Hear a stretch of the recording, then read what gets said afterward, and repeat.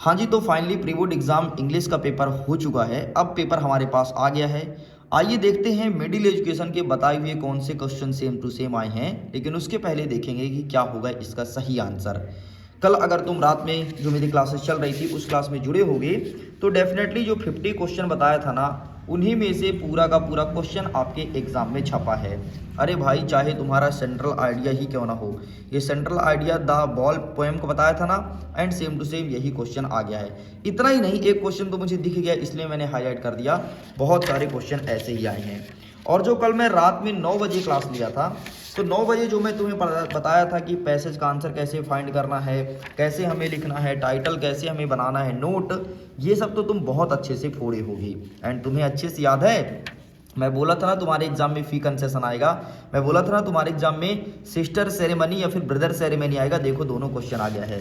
And ये देखो wonder of science भी आ गया है, देखो इंपॉर्टेंस ऑफ इंग्लिश आ गया है, पिक्चर गाइडेड कंपोजिशन आ गया है। लगभग वही क्वेश्चन आए हैं जो मैं तुम्हें पढ़ाया था। और मॉर्निंग की क्लास अच्छे से याद है, सब पढ़ाया था। देखो ए एन दी का यूज बताया था, सम मैनी एनी का बताया था, ठीक है, मे कुड मेक एंड कुड का यूज बताया था, ऑफ का बताया था, ये वाला मूविंग वाला क्वेश्चन आपको मैं मॉडल पेपर में दिया था, ठीक। और आगे देखो अनलेस के स्थान में एक अनलेस का यूज कैसे करना है, इंट्रोगेटिव कैसे बनाना है, टी डबल ओ और टू का इस्तेमाल कैसे करना है, निगेटिव, पैसिव, हाँ पैसिव वॉइस जरूर मैंने बताया था। और तुम्हारे सामने हु का यूज करना बताया था, इट का यूज करना, ये सब क्वेश्चन छपे हैं। चलिए अब हम देख लेते हैं सही आंसर क्या हो जाएगा। तो सबसे पहले हमारा पैसेज ये रहा, ठीक है। पैसेज को आंसर फाइंड करने का तरीका मैंने बताया था कि they are hill and mountains importance according to the passage. मतलब हिल मतलब जो चोटी है और माउंटेन जो पर्वत है वो पैसेज के अकॉर्डिंग कैसा इंपॉर्टेंस है। तो तुम्हें क्या करना था, इस शब्द को यहाँ तुम्हें फाइंड करना था। एंड हमें देखो यहाँ पर मिला है, क्या लिखा है, इंपॉर्टेंस ना, माउंटेन इंपॉर्टेंस। तो माउंटेन वर्ड ढूंढो, तो ये रहा माउंटेन, ठीक है। अब इसके आगे पीछे देखो इसका आंसर है, लेकिन उसके पहले हमें देखना पड़ेगा इसका ऑप्शंस। जब हम ऑप्शन को देखते हैं तो इसका आंसर तो यहाँ पर नहीं मिलता है, तो फिर आगे बढ़ते हैं, next next next next next, आगे बढ़ते हैं। 1 सेकंड, क्या लिखा है कि hill and mountain importance according to the passage, passage के अकॉर्डिंग हिल और माउंटेन क्यों इंपॉर्टेंट है। तो माउंटेन वर्ड एक बार यहाँ पर मिला, ये मिला, हिल एंड इंपॉर्टेंट विजुअल एग्जैक्टिंग, ठीक है, ये लिखा है। तो ये क्या ऑप्शंस में है, नहीं है, तो बिल्कुल आंसर नहीं होगा। आगे बढ़ते हैं, लैंड प्रोडक्टिविटी, देख लो लिखा भैया, एंड ये इस प्रकार से ये लिखा है लैंड, तो ये तुम्हारा ऑप्शन नंबर 3 से उत्तर हो जाएगा। इस प्रकार से फाइंड करना था, और यही अप्रोच, यही तरीका तो मैंने तुम्हें सिखाया था। देखो तुम्हारे सामने आंसर फाइंड किया हूँ, ठीक। ऐसे ही सभी क्वेश्चन का आंसर फाइंड करना था, तुमको इसका दिखाता हूँ, ठीक है। चलिए आगे बढ़ते हैं, सेकंड क्वेश्चन को देखेंगे। The Himalayan river are permanent in nature because, है ना। तो अब ये सेंटेंस हमें फाइंड करना है कि ये कहाँ पर है। तो देखो यहाँ पर आगे बढ़ते हैं, तो हिमालयन नेचर तुम्हें फाइंड करना है ना, हिमालयन नेचर, रिवर, ये सब कुछ यहाँ पर नहीं लिखा है। आगे बढ़ते हैं, यहाँ पर क्या लिखा है, क्लाइमेट एंड रेनफॉल, एंड हमारे ऑप्शन में यहाँ पर रेनफॉल लिखा है, तो ये सही आंसर हो जाएगा। इस प्रकार से हमें आंसर फाइंड करना है सारे क्वेश्चन का, ठीक है। तो फाइंड जरूर कीजिएगा, 3 मैं आपके लिए छोड़ रहा हूँ, ठीक। फाइंड कर लेना इसका आंसर आसानी से। अब देखो सेकंड जो पैसेज कहता है, read the following passage carefully, answer the questions given below, ये भी 5 नंबर का रहेगा। आइए फटाफट देख लेते हैं इसका आंसर क्या होगा। सही आंसर देखो क्या कहता है, long in the great wall of China. अब ये शब्द हमें ढूंढना है, तो ये शब्द हमने ढूंढा कि ये लिखा है ग्रेट वॉल ऑफ चाइना, ठीक है। इसके आगे जाएंगे तो क्या लिखा है, 21,000 किलोमीटर, मतलब 21,000 किलोमीटर, एंड ऑप्शन में देखो यहाँ पर है, तो ये सही आंसर हो जाएगा। ऐसे ही जो आपका सेकंड क्वेश्चन कहता है, तो इसका सही आंसर ये वाला हो जाएगा, थर्ड क्वेश्चन का सही आंसर ये वाला, फोर्थ क्वेश्चन का ये वाला, एंड फिफ्थ क्वेश्चन का सही आंसर ये हो जाएगा। सही आंसर तुम्हें बता दिया हूँ, मैच कर लीजिएगा। आगे बढ़ते हैं, नेक्स्ट क्वेश्चन हमारा क्या कह रहा है कि अब पैसेज का आपको नोट और टाइटल फाइंड करना है। मैंने तुम्हें बताया था बहुत अच्छे से कि जो शब्द सबसे अधिक बार रिपीट हो वही तुम्हारा टाइटल होगा, बताया था ना। और कितने बार, कम से कम 3 से 4 बार आए। तो हमने देखा कि सबसे पहले चैम्पियंस, ये वर्ड हमें यहाँ पर मिला। आगे बढ़ते हैं तो ये देखो यहाँ पर मिला, 2 बार हो गया। आगे बढ़ते हैं, next next next next next next, यहाँ नहीं है नहीं है नहीं है नहीं है नहीं है, हमें नहीं, यहाँ पर भी नहीं मिला, ये देखो यहाँ पर एक मिल गया, ठीक। आगे बढ़ते हैं, ये यहाँ पर मिल गया। आगे बढ़ते हैं, नेक्स्ट नेक्स्ट नेक्स्ट, ये यहाँ पर मिल गया। आगे बढ़ते हैं, यहाँ पर देखो कई बार मिला है, तो डेफिनेटली इसका टाइटल तो यही होगा ना। और नोट कैसे लिखना है, और एब्रीविएशन लिख के आए हो एग्जाम में। एब्रीविएशन जो चीज़ मैं सिखाया था, मैं उम्मीद करता हूँ लिखे होगे। जैसे इन्वायरमेंट एक वर्ड बड़ा है, तो इसका एब्रीविएशन क्या हो जाएगा, INV, ठीक है, ये लिख देना है तुम्हें। अप्रोच का क्या लिख दोगे, APPRO, या फिर APP भी लिख सकते हो, APPR भी लिख सकते हो, काम चल जाएगा। ठीक, तो ये तुम्हें एब्रीविएशन लिखना था, कम से कम 3 एब्रीविएशन लिखना था। मैं उम्मीद करता हूँ लिखाए होगे। आगे बढ़ते हैं नेक्स्ट सेक्शन नंबर बी, जो आपको मैं बताया था फुल फी कंसेशन, पैसा का छूट कराना है भाई। ये क्वेश्चन सेम टू सेम छप गया है, ठीक है।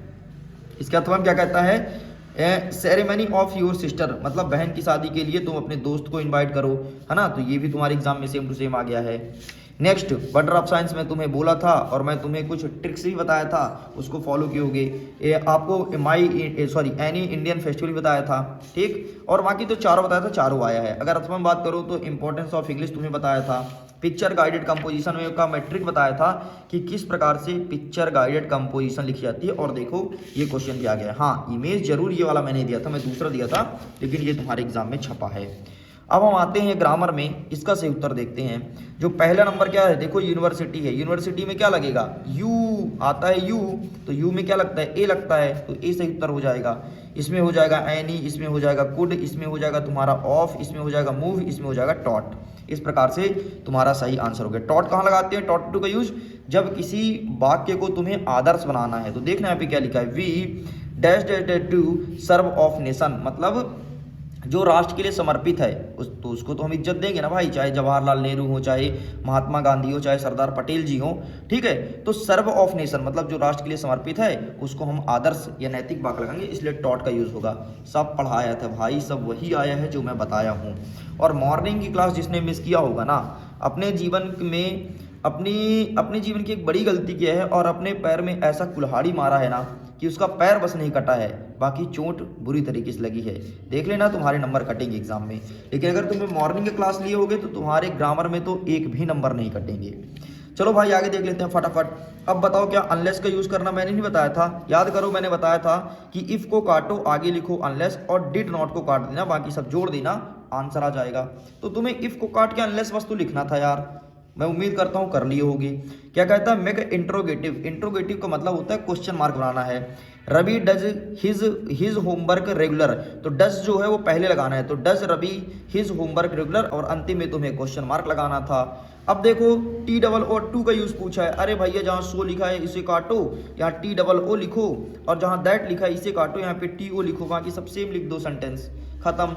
निगेटिव में क्या करना है, क्या लिखा है, सी लिव्ड इन शिवपुरी, मतलब क्या तुम शिवपुरी में रहते हो, मतलब ये प्रेजेंट की बात है, प्रेजेंट की बात है तो क्या लगेगा, डिड नॉट लगेगा, तो she do not live in Shivpuri, ये तुम्हें कर देना है। आगे बढ़ते हैं, नेक्स्ट क्वेश्चन देखो, चेंज इनटू पैसिव वॉइस, इसका मैं पैसिव वॉइस बना दिया हूं। द डोर इज बिगन पेंटेड बाय हर, बस ये लिख दिया हूं। नेक्स्ट तुम्हें हु का यूज करना था। अब मैं चिल्ला चिल्ला करके बताया था कि लेंचो नाम पहले लिखोगे फिर लगाओगे हु, फिर लेंचो एक बार लिखना है बस, दो बार नहीं। फिर who was a patient rotten a letter to God, बस खत्म। मतलब पहले लेंचो लिखना था, फिर हु लिखना था, फिर नीचे वाली लाइन लिखनी थी, फिर इसे के पिच्छू ऊपर वाली लाइन लिख देनी थी, खत्म। एंड नेक्स्ट अंतिम वाला ये देखो क्या कहता है, इफ इट का स्थान यूज करना है तो शुरू में तुमको इट लगाना है, बाकी पूरा पूरा सेंटेंस यहाँ पर लिख दिया हूँ। बड़ा ही सड़ा क्वेश्चन था। ग्रामर जिसको टफ लगता है, मॉर्निंग की क्लास देखे होगे तो भाई साहब तुम्हारा उद्धार हो गया है। अगर अभी भी तुमने मॉर्निंग क्लास नहीं देखा तो वीडियो डाला है, जा करके सारे क्लास को देख लो और क्वेश्चंस को देख लो, अप्रोच देख लो, तरीका देख लो, तुम लिटरली पेपर को फोड़ देते। लेकिन अभी भी कुछ बिगड़ा नहीं है, जागो इंडिया जागो, अभी भी जग सकते हो क्योंकि तुम्हारा बोर्ड एग्जाम बाकी है अभी। चलो आगे देख लेते हैं। चूज द करेक्ट आंसर, जो पहले नंबर का है तो इसका सही आंसर ऑप्शन नंबर सी, जो दूसरे नंबर क्वेश्चन है इसका सही आंसर ऑप्शन नंबर ए, तीसरे नंबर का सही आंसर ऑप्शन नंबर डी, चौथे नंबर का सही आंसर क्या लगाना है, ऑप्शन नंबर डी लगा देना, खत्म, लो कंप्लीट। चलो भाई आगे देख लेते हैं, और कुछ बचा है क्या, हाँ थोड़ा सा और है, ये है कुछ क्वेश्चन, ठीक है।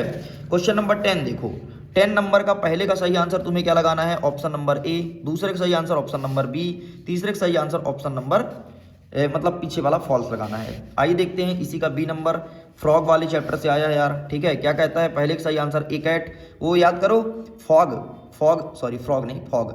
कैसी आती थी, याद कर, बिल्ली से तुलना किया था, चुपके आती थी, क्लास में पढ़ाया नहीं हूँ जी, बोलोगे हाँ सर पढ़ाए तो, लेकिन हो गया। आगे देखो, the fog sit looking over, fog कहाँ आकर के बैठी थी, तो सिटी में, पूरे शहर में आकर के छा जाती थी। एंड इस पार्ट के कवि का नाम क्या है, तो तुम्हारा हो जाएगा ऑप्शन नंबर डी। और आज मॉर्निंग की क्लास में लास्ट में मैं एक चार्ट दिखाया था, उसमें सारे चैप्टर और सारे चैप्टर के कवि का नाम, पोएट का नाम दिया था। अब बचा तुम्हारा क्वेश्चन आंसर। क्वेश्चन आंसर तो बहुत सारे आए हैं। अब इस पर मैं एक डेडिकेटेड वीडियो बनाऊंगा कि क्वेश्चन आंसर कितने आए हैं हमारी क्लासेस से, हमारे बूस्टर डोज से, तो आपको वहां से पता चल जाएगा। तो इस प्रकार से पूरा होता है कंप्लीट। मैं उम्मीद करता हूँ ये वीडियो काफ़ी पसंद आया होगा। वीडियो पसंद आया तो वीडियो को लाइक करिए, मित्रों तक शेयर कीजिए। पहली बार आए हैं तो सब्सक्राइब करके रखो, क्योंकि अब जो नेक्स्ट एग्जाम है उसकी बेहतरीन तैयारी होगी। एंड क्वेश्चन आंसर कितने आए हैं इसका वीडियो आपको जल्द ही मिलेगा आपके अपने मिडिल एजुकेशन के यूट्यूब चैनल से। तो मैं वीडियो एंड करता हूँ। Thanks for watching. खुश रहिए, पढ़ते रहिए, मुस्कुराते रहिए।